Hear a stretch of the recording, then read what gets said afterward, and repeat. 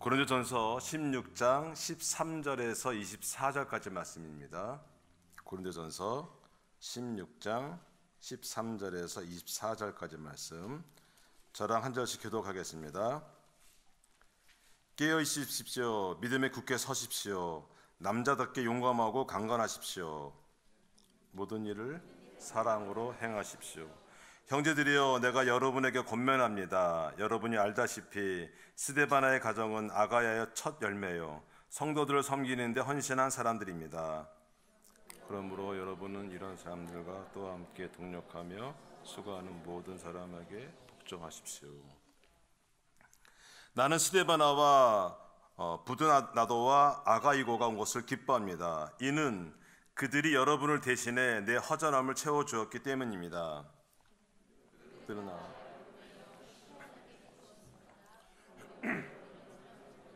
인정해 주십시오. 아시아의 교회들이 여러분에게 안부를 전합니다.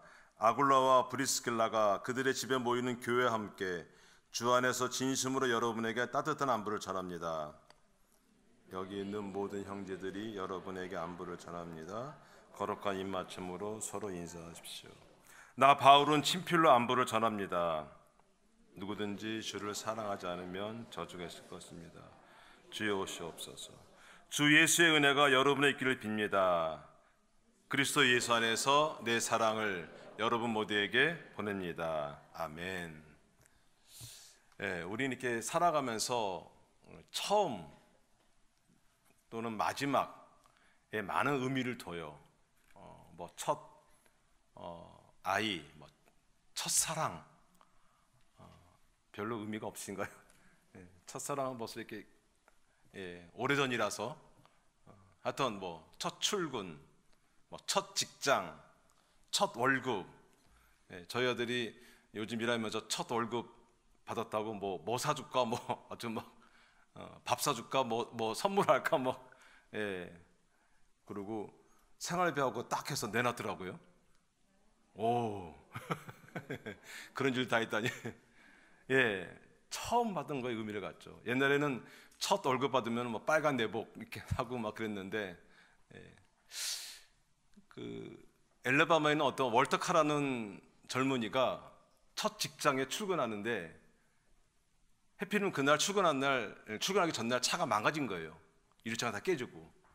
그렇게 이 사람이 20마일 되는 거리, 여기서 어디까지 좀 몰라도 20마일 되는 거리를 걸어서 간 거예요. 그 전날. 인터넷에 좀 나왔던데, 이게 이제 밤에 길을 가니까 이제 순찰차가 보고 이제 태워다 주긴 했지만은, 하여튼 그 사장이 감동해갖고 자기가 쓰던 2014년식 포드 자동차를 줬다는 얘기가 있는데, 하여튼 첫 출근의 소중함을 갖고 있는 거죠. 그리고 이제 마지막 될 때 우리가 마지막의 의미를 또 부여해요. 마지막에 우리가 어떻게 살아야 될지, 마지막 내 삶이 어떻게 잘 준비해야 할지. 그래서 우리가 유언을 많이 소중하게 여기죠. 그래서 산 사람 소원도 들어주는데 죽은 사람 소원도 들어주지 않나. 좀 이사가 바뀐 것 같은데, 하여튼 좀 이상하죠. 하여튼 바뀌었나요? 하여튼 죽은 사람 산 사람들은 소원을 들어주게 돼 있어요. 저도 이제 저희 부모님이, 저희 아버지는 기독교세요. 기독교시고 4대째 신앙이에요. 그러니까 저희 할머니가 목사님 딸이에요. 그리고 이제 할아버지가 교회 집사님이고, 그래서 결혼해갖고 저 아버지 나왔고, 저까지 안 됐네. 하여튼 저희 아버지가 어떤 기독교 쭉. 저희 어머니는 천주교예요. 저희 어머니만 성당 다녔어요. 성당 다닌 이유는 노래 좀 부르고 싶어서. 노래를 좋아했는데 아무도 없고 그런데 친구, 그 유명한 소프라노 갔었는데 김정장 하여튼 모르겠는데, 하여튼 그 분하고 같은 학교였는데 노래 잘하나 보니까는 교회를 다니는 거예요. 근데 자존심 상해갖고 교회는 싫고 성당 간 거예요. 그래서 이제 천주교 엄마, 기독교 아버지, 결혼해서 어디로 갔을까요? 성당으로 가죠. 여자는 강하다. 엄마 쪽으로 갔어요. 그래서 제가 유아 영세를 받았어요. 가브리엘. 이름도 예쁘죠, 가브리엘. 예, 그렇게 있다가 저희 할아버지가 이제 세상에 그때 돌아가셨는데, 돌아가시면서 유언주로 뭐라고 얘기했냐면은, 그래도 이쪽, 그러니까 남자 쪽이죠. 그러니까는 아버지 쪽에 신앙을 받아야 되지 않겠냐, 기독교를 해야 되지 않겠냐, 그 말씀하고 돌아가셨어요. 그래서 그냥 교회로 왔죠. 아주 유언, 마지막 하는 말에 의미를 두고 있어요. 오늘도 보면요, 바울이 고린도 교회에 편지를 보내는데 맨 끝에 결론적으로 몇 가지 당부를 하고 있어요. 당부를 하고 있는데 결론적으로 내리는 당부죠. 5가지의 당부인데요. 먼저 13절 한번 다시 한번 보겠습니다. 13절 같이 읽어볼까요? 시작. 용감하고 강건하십시오. 예, 처음에 깨어 있어라. 다 동사로 돼 있어요. 깨어 있어라, 믿음에 굳게 서라, 용감하라, 강건하라. 4가지 당부인데, 먼저 깨어 있으라는 것은 원래의 뜻은 뭐냐면 일어나라는 거예요. 그러니까 일어나라고 하니까는 앉아 있거나 누워 있다는 거죠. 이건 어떻게 보면 이제 내적인 거예요. 좀 내적 영적 상태가 잠들었거나 그냥 주저앉은 상태예요. 이 당시 고린도 교회는 내부에 갈등도 있었고 분열도 있었고 내부 안에 엄청 힘들게 있어요. 거짓 교사도 있고 이단도 들어와 있고 음행도 있고 그런 상태. 외부적으로는 로마의 핍박이 있었고 그런 상태예요. 그런 상태에서 영적으로 힘들어서 잠드는 상태에 일어나라는 거죠. 그 다음에 나오는 게 믿음에 굳게 서라. 믿음에 굳게 사는 건 흔들리고 있다는 소리죠. 지금 뭔가 이게 교회에 뭐가 흔들리고 있는 거야 막. 그러니까 믿음으로 굳게 살아. 그 다음에 남자답게 용감하라. 좀 거시기 한데 이렇게 남자답게 용감하라. 좀 어떤 좀 바울이 독신이기 때문에 함부로 한 얘기 같아요. 예. 여성스러운 남자가 얼마나 많은데요, 그렇죠? 예. 저도 전에 권 목사님 저보고 동네 아줌마 같다고 이렇게 하고 예, 충격을 좀 받았는데 예, 동네 아저씨까지는 것도 괜찮았는데 예, 실제로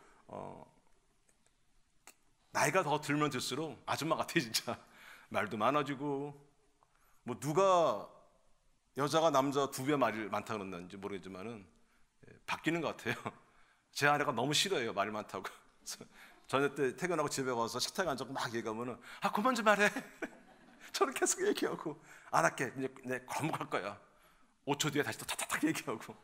하여튼 남자답게 용감하라. 내면적인 건데 어떤 어렵고 힘든 일이 있을 때 그거를 이렇게 내적으로 이렇게 어떤 덕목을 얘기하는 건데 용기를 가져라. 그런 내면적인 거고 강건하라. 그거는 뭐냐면 이제 외적으로 나타나는 거죠. 그러니까 이제 용감하고 강건하라. 그러니까 내적으로 용기를 갖고 외적으로는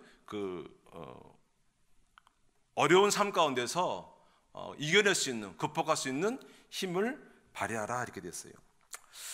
그렇다면 왜 이렇게 우리 모두가 강해져야 하는 것일까요? 이렇게 흔들리지 말고 굳게 살아, 일어나라, 그리고 용감하고 강건하라 했냐? 아까 얘기한 대로 그 시대에 지금 어려운 상황이에요. 그리고 어려운 상황이 계속 지속되는데 앞으로 어떻게 될지도 모르는 거예요. 또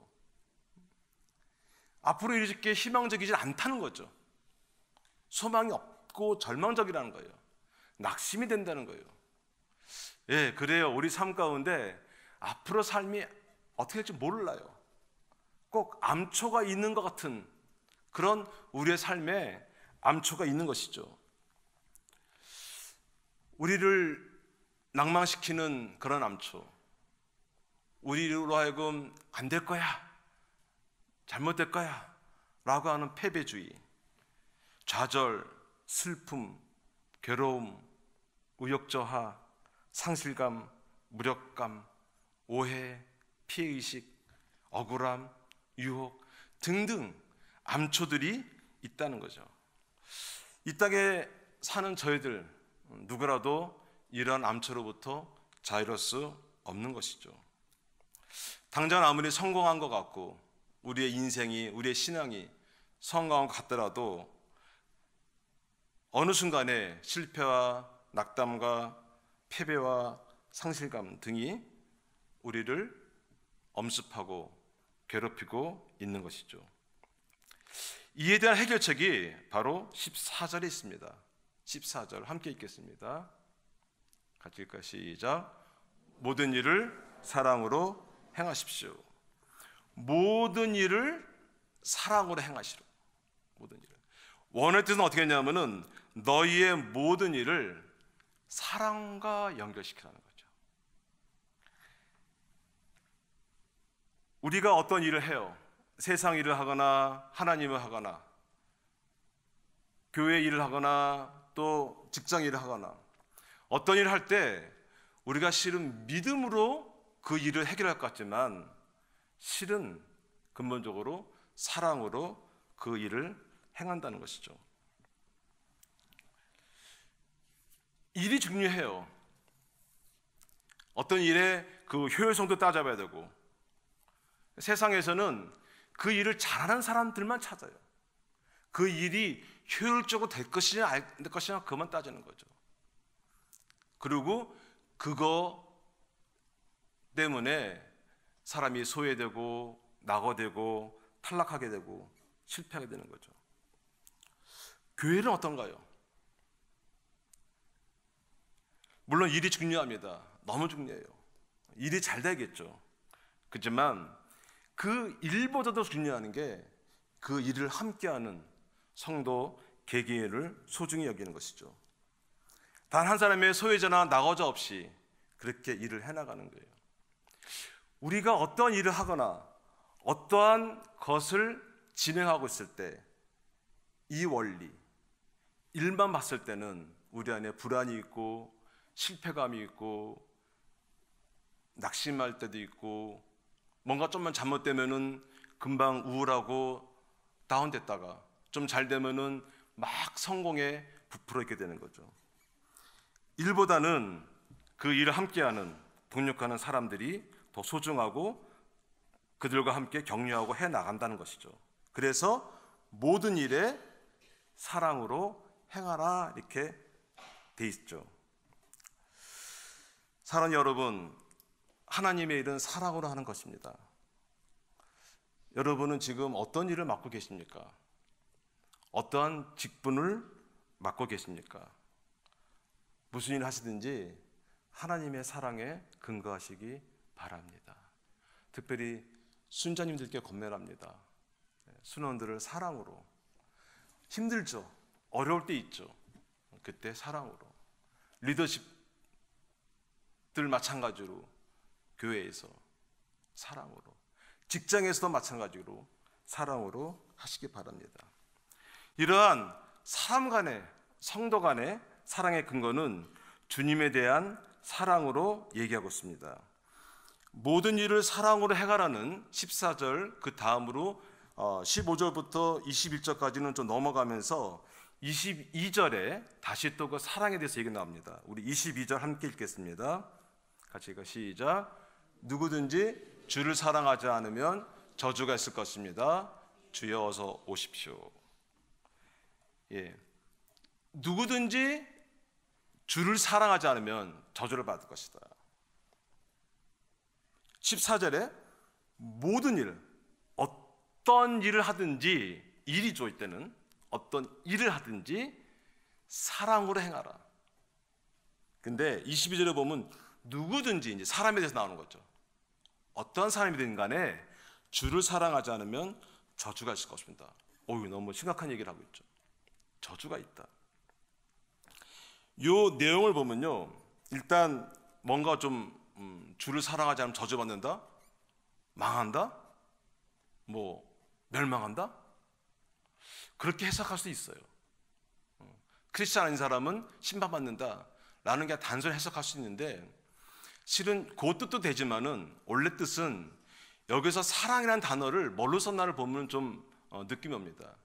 보통 주님에 대한 사랑, 주님께서 우리에 대한 사랑, 우리가 또 주님을 사랑하는 거 보통 아가페로 많이 써요, 단어를.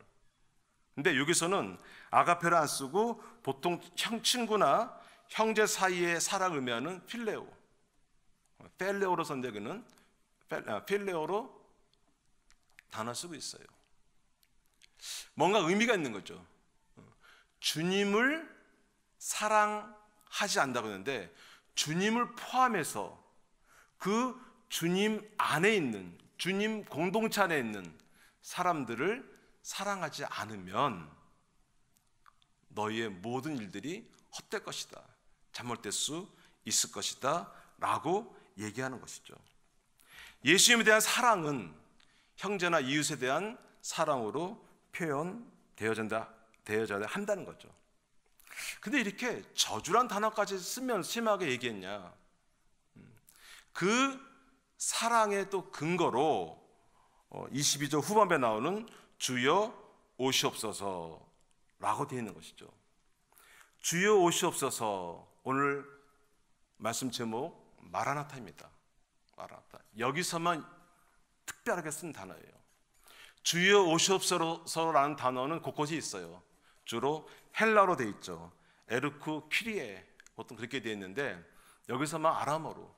물론 이제 곳곳 성경에 아람어로 많이 써 있죠. 원래 성경은 이 구약은 이제 히브리어, 신약은 헬라어로 썼는데 헬라어 곳곳에 아람어로 쓰는 단어들이 몇 개 있어요. 뭐 아멘이나 뭐 호산나, 아니면 뭐 예수님이 그때 소녀 12살 소녀 이렇게 하면서 달리타쿰 일어나라, 소녀 일어나라, 뭐 달리타쿰 뭐 그런 것들. 그다음에 뭐 아바 아버지 할 때 아빠, 그런 것도 이제 아람어인데 하여튼 아람어로 가끔 쓰고 있어요.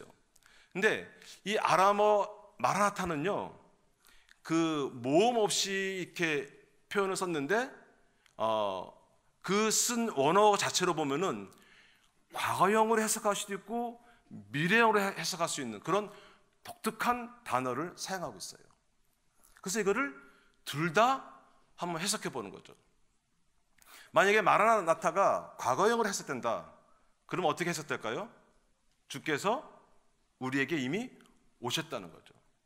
주께서 이미 우리에게 오셨기 때문에 우리가 주님을 사랑하고 주님의 공동체 안에 있는 사람들을 사랑해야 되지 않겠냐라고 해석되는 거죠. 만약에 미래로 해석된다면은 주 예수여 오시옵소서라고 해석되면서 예수님의 초림과 재림 사이에 사는, 말세에 사는 우리에게 요구되는 것이 주님과 형제 이웃에 대한 사랑이라는 것이죠. 예수님께서 이미 오셨고요, 초림이죠. 다시 오실 것이죠. 그 재림 사이, 말세에 우리에게 요구되는 거 사랑이라는 것이죠. 베드로도 똑같이 얘기하고 있습니다. 베드로전서 4장 7절에서 8절까지 말씀을 보겠습니다. 같이 한번 읽어볼까요? 시작.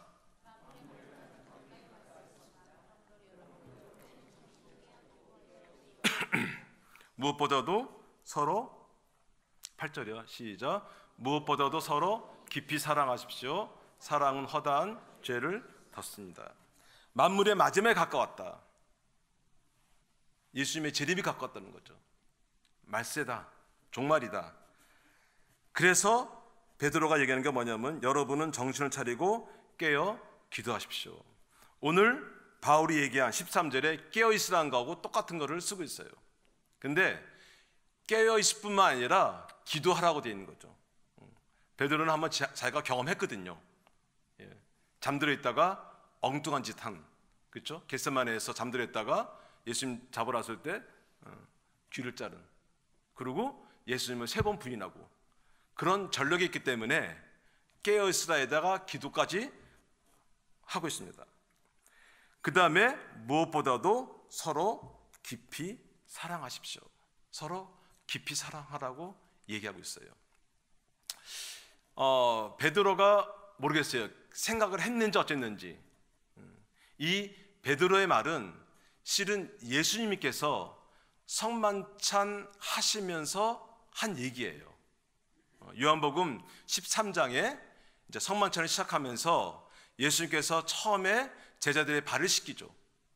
씻기고서 그 다음에 성만찬을 하고 유다가 그 예수님 팔려고 나간 다음에 예수님이 하신 얘기가 바로 이 서로 사랑하라, 그런 얘기입니다.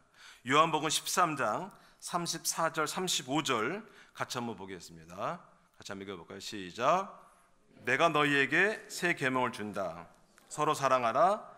내가 너희를 사랑한 것 같이 너희도 서로 사랑하라. 너희가 서로 사랑하면 이로써 모든 사람들이 너희가 내 제자임을 알게 될 것이다. 새 계명을 준다고 했어요.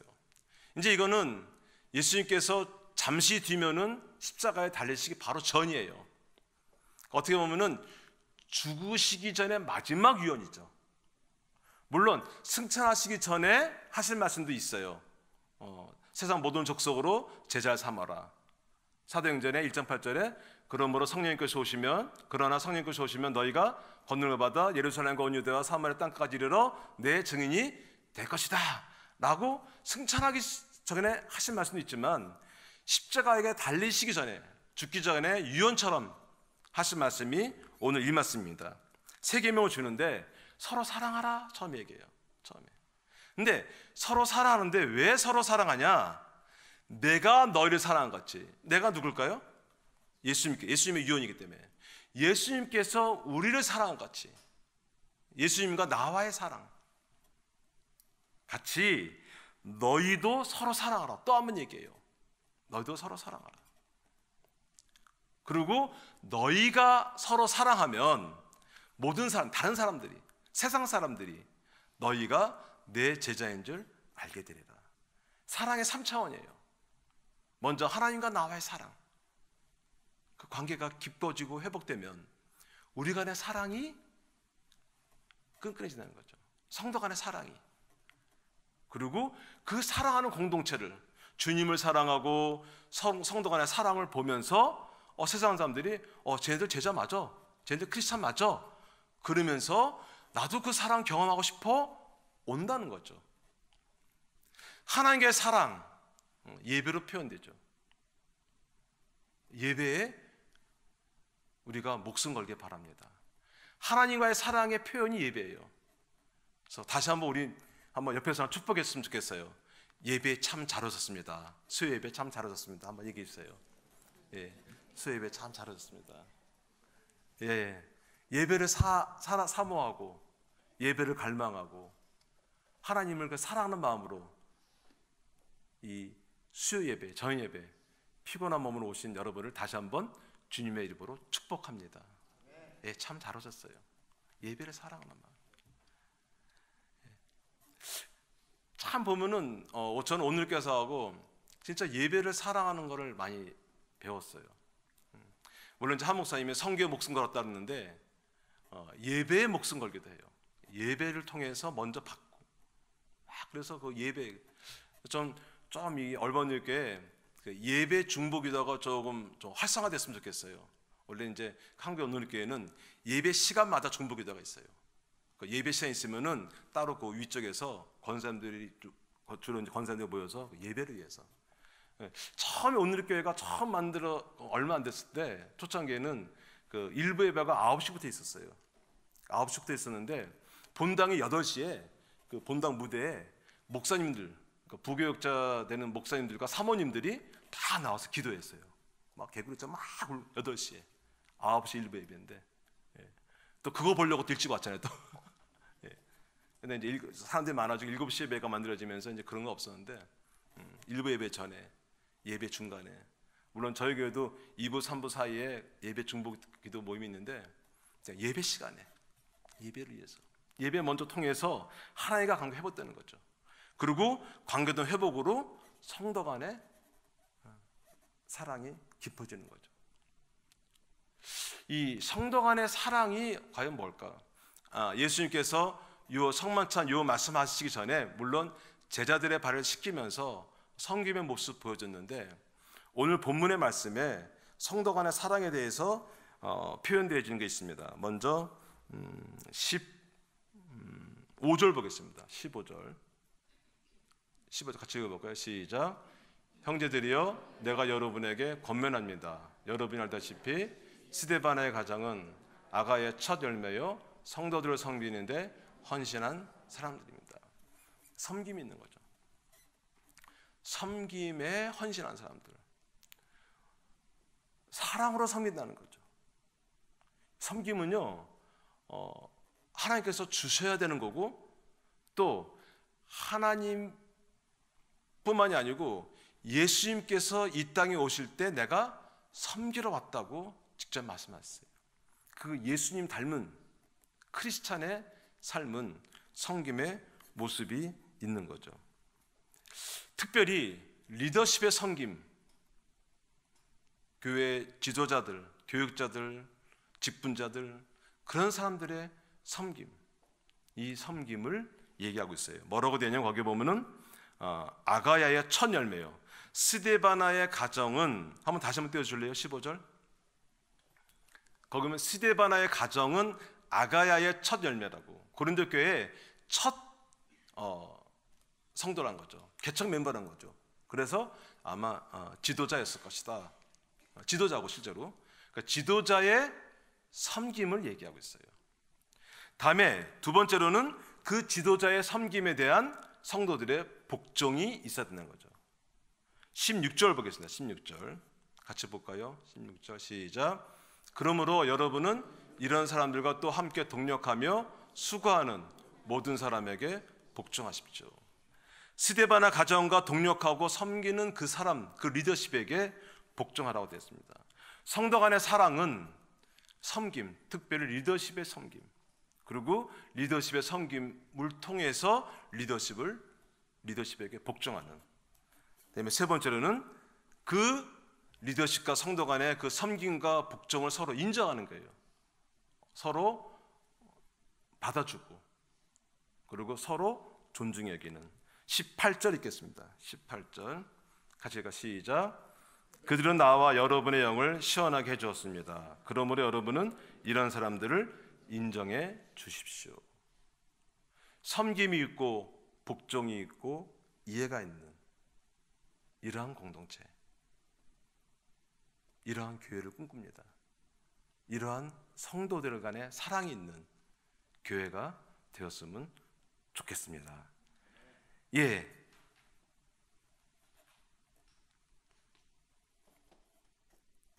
하나님과의 사랑 예배로 표현되어지고, 성도 간의 사랑, 섬김과 복종과 서로 인정하고 서로 존중하는, 소중히 여기는 그러한 공동체를 보면서 마지막에 세상 사람들이 교회로 온다는 거죠. 불신자의 전도가 이루어지는 거죠. 선교가 이루어지는 거예요. 직접 나가서 전도할 수 있어요. 직접 나가서 선교할 수 있어요. 근데 본질적으로 우리 공동체, 우리 교회의 예배가 회복되고, 그래서 하나님과의 관계가 깊어지고 성도 간의 사랑이 깊어지면 선교와 전도는 이루어진다는 것이죠.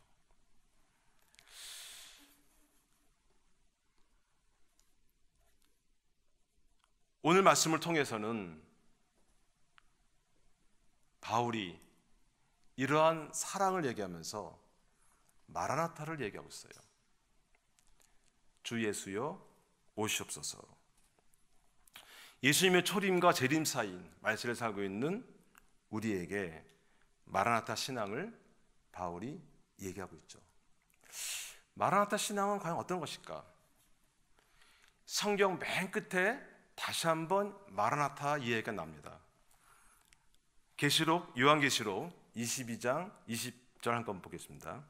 요한계시록 22장 20절 같이 읽어요. 시작.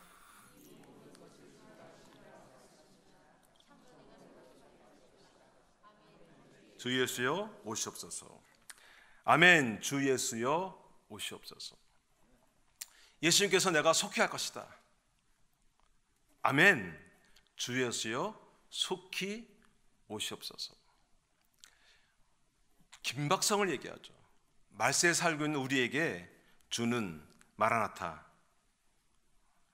이 마라나타 용어는요, 초대교회 성도들이 성만찬 할 때마다 마라나타 하고서 참여했어요. 평소에 샬롬만큼 마라나타의 인사를 많이 했다고 합니다. 마라나타 인사는요, 북한의 지하교회 교인들이 많이 있어요. 마라나타. 너무 고통스러우니까는.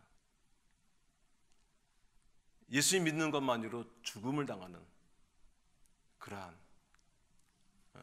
CGN TV에서 김누가 선교사 이야기를 이렇게 쭉 다룬 게 있어요. 한번 시간 되면 좀 보세요. 21살 청년인데 예수님 믿는 거. 중국에 나왔다가 다시 북한 들어가서 예수 믿다가 잡혔는데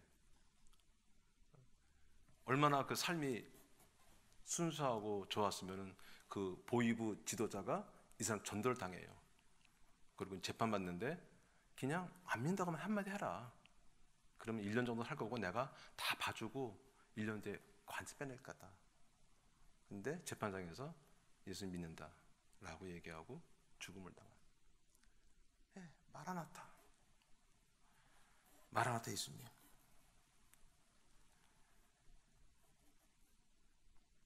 마라나타 신앙을 사는 사람들의 특징이 있습니다. 가난해도 비굴하지 않습니다. 어떤 영화 보니까는 무슨 영화 잘 모르겠는데 어떤 뭐 황정민인가 형사가 하는 얘기였어요. 내가 돈이 없지 가오가 없냐 뭐 이제 그런 거 있는데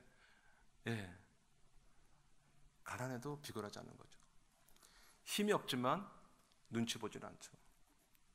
미래가 불확실하지만 불안하지 않은 마라나타 신앙. 초대교회 교인들이 가졌던 신앙이고 북한의 지하교회 교인들이 가진 신앙. 우리가 이 마라나타 신앙 가졌으면 좋겠습니다. 우리의 앞에 우리가 걸어갈 길에 암초가 있을 수도 있고 어려움도 있을 수 있고 힘든 상황도 있고 여러 가지 우리가 불편한 것도 있을지라도 그것을 극복해 나가는 마라나타 신앙. 예수님께서 오시는데 더 바랄 게 뭐가 있겠어요? 그럼 예수님께서 오시는 이 삶을 대개 보면은 이렇게 못 사는 사람도 있어요, 물론. 세상에 가진 것이 많아갖고 세상에 대한 애착이 많아서 그래서 그런 사람도 있고 또 내가 전도할 사람이 많은데 이 사람도 전도하고 나는 지금 힘들지만은 전도할 사람들이 너무 많기 때문에 예수님 조금만 참아주세요 라고 할 수도 있어요. 근데 오히려 예수님께서 속히 오실 거를 갈망하면서 기대하면서 우리의 복음의 전도의 긴박성을 다시 한번 우리 안에 회복되었으면 좋겠습니다. 하나님과의 관계 회복을 위해서 예배가 회복되고 우리 안에 사랑이 회복되고 그래서 우리 안에 불신자를 향한 선교와 전도의 마음이 회복되기를 바랍니다.